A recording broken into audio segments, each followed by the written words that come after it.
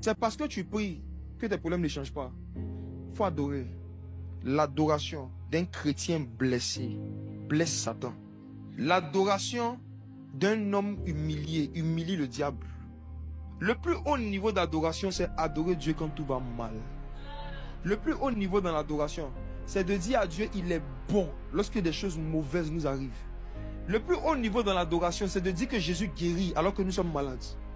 Le plus haut niveau dans l'adoration, c'est de dire que Dieu pourvoit aux besoins. Il est Yahweh Jireh, alors qu'on a certains besoins qui ne sont pas encore pourvus. Le plus haut niveau dans l'adoration consiste à confesser ce que Dieu est, indépendamment de ce que nous sommes en ce moment. Dans l'adoration, on doit oublier ce qu'on est et ce qu'on est en train de vivre et se souvenir de qui Dieu est. Et ne jamais lui attribuer quelque chose de mal. On dit Job, ce qui s'est passé, c'est que dans tout ça là, il n'a pas attribué à Dieu. Il n'a jamais dit, avant au moins quand j'étais dans le monde, j'arrivais à payer mon loyer. Depuis, il a donné ma vie à Jésus là. Vous tous qui avez déjà eu des pensées et des propos similaires contre Dieu, lorsque vous avez vécu des temps difficiles, c'est ce qui multiplie les années. En fait, les murmures augmentent les problèmes. La Bible dit que les enfants d'Israël dans le désert avaient des besoins. Et au lieu d'adorer Dieu, ils ont murmuré contre Dieu. Dieu a envoyé des serpents pour les brûler. Chaque murmure est une vocation d'un serpent. Dieu répond aux murmures par l'augmentation des problèmes. Ils ont essayé toutes les prières, ils voyaient que les serpents étaient en train de les tuer. Quand ils se sont repentis, vous savez la solution pour les guérir que Dieu a donnée, c'était quoi? L'adoration. Le Seigneur a dit à Moïse, il faut prendre le serpent, le mettre sur un bois, et il faut leur dire qu'il regarde le serpent. En d'autres termes, le problème pour lequel ils sont en train de parler mal de moi, là, il faut qu'ils acceptent de regarder ce problème en face et de me glorifier.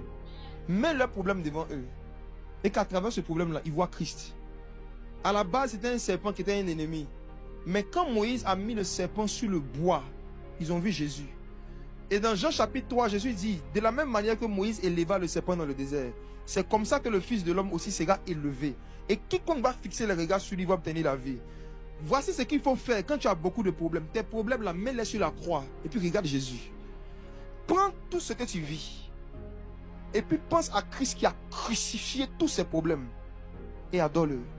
Ce type d'esprit-là, on ne les chasse pas par des prières, on les chasse par des chants. On les chasse par une atmosphère de louange. Saul était en prison. Et la Bible dit qu'au milieu de la nuit, c'est-à-dire que quand le problème était très grave, Paul et Silas, ils se mis à louer Dieu. Soudain, les chaînes de la prison commençaient à se briser. C'est parce que tu pleures que les problèmes ne changent pas, il faut louer Dieu. Le Seigneur, voulant donner cette révélation sur la puissance de la louange par rapport à certains types de blocages, il prend les enfants d'Israël, il les emmène à Canaan. Ils sont arrivés à Canaan, mais le fruit de Canaan est caché par une grosse muraille fortifiée. Ça veut dire souvent tu arrives dans un secteur d'activité, non, mais l'argent du secteur là, tu ne bouffes pas. Tout le monde